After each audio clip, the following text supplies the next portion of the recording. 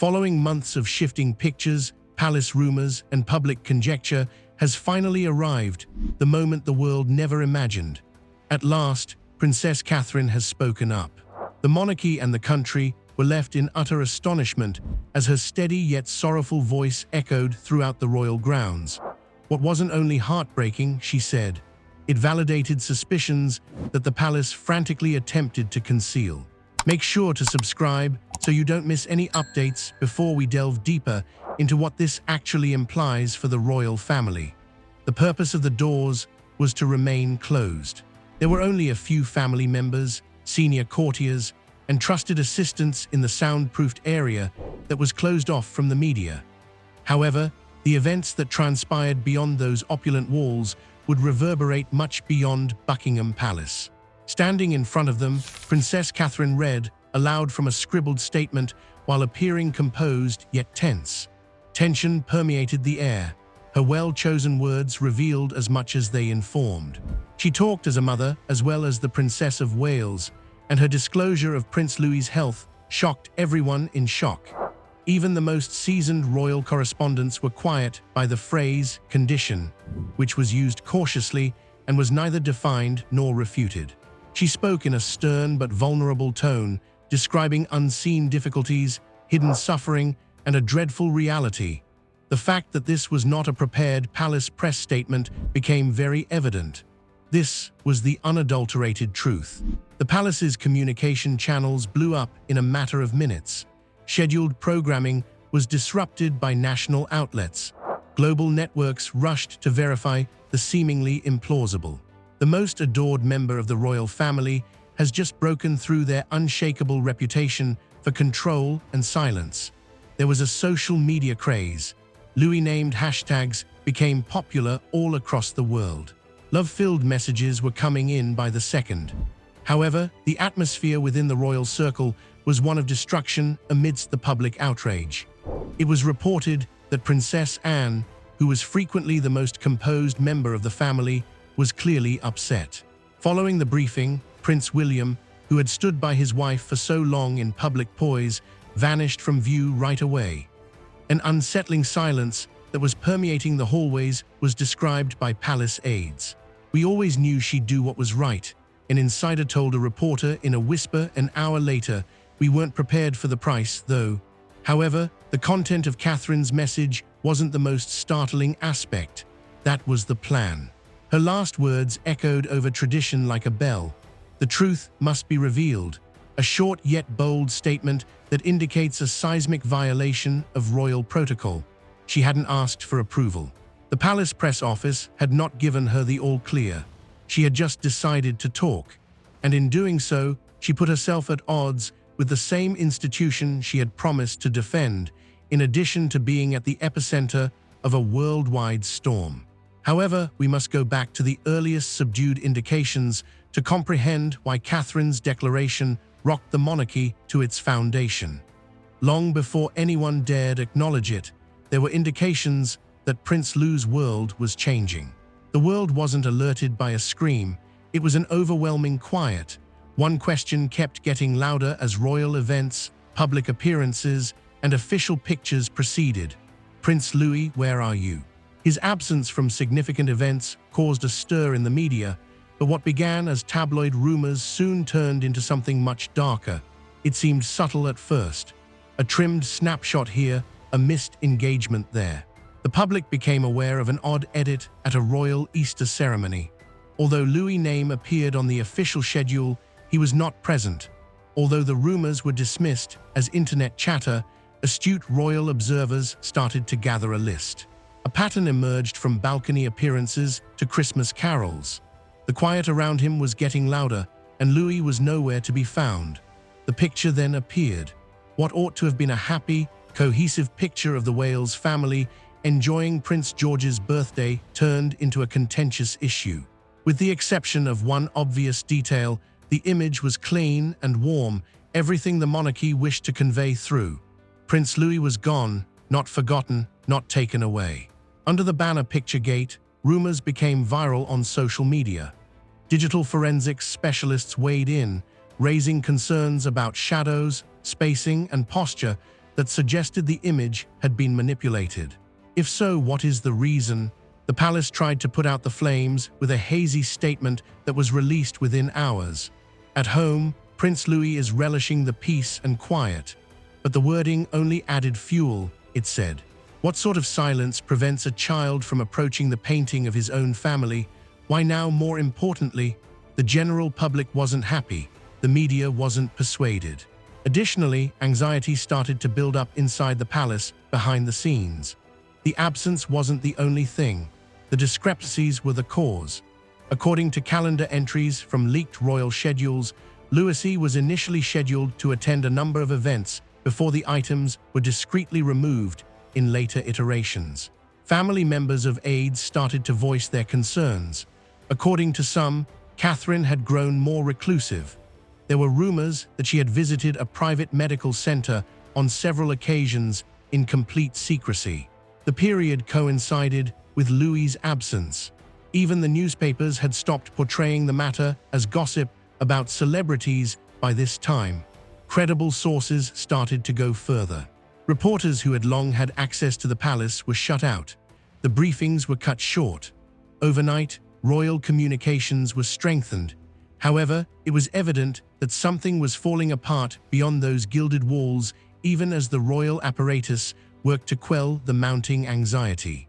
The fact that Catherine was photographed, leaving only the rear entrance of a high-security pediatric facility, was the last straw for many. With her automobile encircled by unmarked security vehicles, she bent her head. There was no response from the palace, but the press didn't require one. No amount of denial could ever match the visual quiet. The public and press didn't figure out the secret as the questions grew and the stillness deepened. Rather, an unintentional disclosure broke the illusion entirely. It was never intended for public view. However, the reality they had battled to conceal was revealed by a single misfiled document and a mistake in the highly secured palace communication chain. A single name, a heartbreaking illness, and a clear connection to the youngest prince were all included therein. Damage control went into overdrive as a result of the disclosure, which sent royal servants reeling. The press did not intercept the file. It wasn't from an agenda-driven whistleblower. An internal health email that was marked as extremely confidential wound up in the mailbox of someone it shouldn't have reached due to a clerical error, as palace insiders would subsequently acknowledge. That someone who wishes to remain anonymous sent it to a third party, thinking it was a benign administrative document. It had already found its way into the hands of someone who would not keep quiet by the time its actual contents were revealed. Prince Louis's ongoing pediatric observation and response protocol was mentioned in the text. Though apparent, the terminology was technical and medical. The page was replete with terms like neurodevelopmental divergence, longitudinal monitoring, and progressive indicators. Terms like controlled narrative strategy and non-disclosure continuance that aren't usually connected to a child's well-being were discussed in the last paragraph. This was more than a health report. This idea was never intended to be made public. Panic broke out in the palace when the leak reached the private circuits of the London press network. All night long, phones rang. Before the first headline was even written, legal threats were planned. However, the harm was already done. The document was not required to be published by the few journalists who had seen it. The people took care of the rest. They just had to hint at what it revealed. Conjecture erupted. What started out as worry turned into pure terror. The palace responded immediately. All conversations pertaining to health were blocked. Employees received warnings, reprimands, and reorganizations. Even for veteran assistants, physical access to internal files was limited, and a new set of digital security measures was hastily implemented. The meeting then took place. King Charles himself ordered an emergency crisis summit. It was anticipated that every senior member of the royal family would be present. However, one chair was still unoccupied: Catherine's songs. There was no question about her absence. People were afraid. Was the demonstration silent, an unwillingness to assist? Or was it more profound? Behind closed doors, something is already underway. According to several royal insiders, the secrecy had been making Catherine anxious. Others claimed she was aware of the paper for weeks and had taken no action to stop it from spreading like a lot of things inside the royal gates. The truth was shrouded in mystery. However, the breach revealed this to the world. Prince Louis wasn't only sick. He was the focus of top-down narrative management, well-planned press appearances, and organized quiet. And his condition was no longer the only question. Who in the palace still had the courage to speak the truth was at issue. If this leak was an accident, however, the subsequent events were intentional and originated from the palace's interior. Voices were raised, according to witnesses. According to some, Princess Anne sobbed as she left the room. One thing is for sure, the most devoted royal publicly blasted her brother, the king, in private for what she described as a breach of openness. Prince Louis and the public concealment of the truth were at the core of her rage. The altercation was not planned. Royal etiquette did not practice it or soften it. It was explosive, quick, and unfiltered. According to palace officials, it occurred just hours after the royal halls were rocked by the leaked medical file. Long regarded as the monarchy's most steadfast guardian, Princess Anne barged into an unannounced senior strategy meeting. She wasn't protecting the throne this time, though. She was calling for her nephew to receive justice. She didn't hold back when she stood in front of Charles. She charged him with planning a purposeful silence. Catherine allegedly yelled, "You've silenced her. Louis, you've failed in doing so. We've all been let down by you." The room's staff was in disbelief. Normally unflappable, Anne's poise broke in the moment. She demanded to know who had approved the cover-up and slapped a folder with her own copies of the leaked material onto the table. Cornered and blindsided, Charles attempted to recover control. He was said to have dismissed it coldly. "Anne, not everything must be known, not by the world nor by them." His words and music, which were meant to soothe, instead made the conflict worse. One senior assistant claimed that Anne's voice wavered when she retaliated.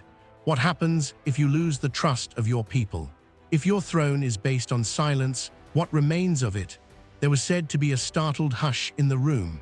Advisors looked at one another, unsure of whether to step in or walk away. At that point had transcended procedure to become intensely intimate. There was no political strain. It was family. This sister was looking down on a brother who, in her opinion, had lost his moral sense. Furthermore, Anne wasn't behaving like a princess in that room. She pretended to be a woman who had had enough. Anne abruptly exited the gathering without saying anything more. However, the aftermath created a stir in the palace. As she emerged from a private hallway, her tear-streaked face was visible. According to some, she went straight to Catherine's rooms. Anne was obviously shaken when she came out, although it has never been verified what was said behind those doors. The anger had vanished. All that was left was silent determination. Word of it quickly traveled throughout the royal circle. Always faithful and taciturn, Anne had taken sides, and the truth was the one she had chosen. She encouraged Catherine to talk, according to several later sources. According to reports, she muttered, "Do what you must, or they won't allow you to say anything at all." Nobody was aware that Catherine was already working on something very intimate, decisive, and irrevocable. A handwritten note was found by aides in a private drawer hidden beneath several layers of family memorabilia. William never intended to read it. Inscribed with tears and self-control, Catherine's phrases demonstrated not just her suffering, but also her will. This letter served as both her warning and her confession. The period of silence was finished. The letter lacked a royal seal and formal insignia. Only Catherine's distinctive calligraphy, neatly folded and waiting on cream-colored paper. It was discovered by chance when the couple's private Kensington rooms were being rearranged. Seldom was the drawer opened. Its contents are sensitive and personal. Before they read the first line, aides thought it was a forgotten note. "I never had the strength to tell it out loud if you discovered this." The words that came next were a flood of love, guilt, anguish, and Catherine spilled her heart out on the page, detailing the extent of Louis's illness, how long she had known, how hard she had battled in private, and how completely alone she had felt. She talked of spending lonely evenings beside his bedside, getting second views, and having experts arrive under false pretenses. She wrote about being instructed to smile for the cameras as she watched her son fade in slow motion. She didn't hold William responsible. Indeed, she commended him and referred to him as the cornerstone upon which we all rely, but she also revealed his vulnerability. Her letter claimed that William had been deteriorating within the palace gates while attempting to keep his royal dignity in public. He would sit in Louis's room after the boy had gone to sleep, simply to be close to him, and she wrote of his shaking hands and restless evenings. However, despite his might, William had submitted to the monarchy's apparatus. The letter wasn't intended to cause a stir, according to aides who read it. It wasn't a call for assistance, it was a legacy act. Every heart that saw one line in particular was broken. They want me to grin as he drifts away. It encapsulated the intolerable strain Catherine had experienced, the impossibility of maintaining composure as her entire world fell apart. And now, the palace stands at a crossroads it can no longer avoid. Behind the gilded gates and polished smiles, a mother's heartbreak has pierced through centuries of royal silence. Catherine did not just speak for her son, she challenged an institution built on control, secrecy, and image. The question is no longer about rumors, leaks, or carefully staged photographs. The question is this: can a monarchy survive when the truth refuses to stay buried? As the corridors of Buckingham Palace grow quieter, the world is watching more closely than ever. Will the crown choose compassion over control? Will the royal family finally place a child's well-being above tradition? Or will history repeat itself once again? One thing is certain: this moment has changed everything. Stay tuned, because what happens next could redefine the future of the royal family forever. Crown.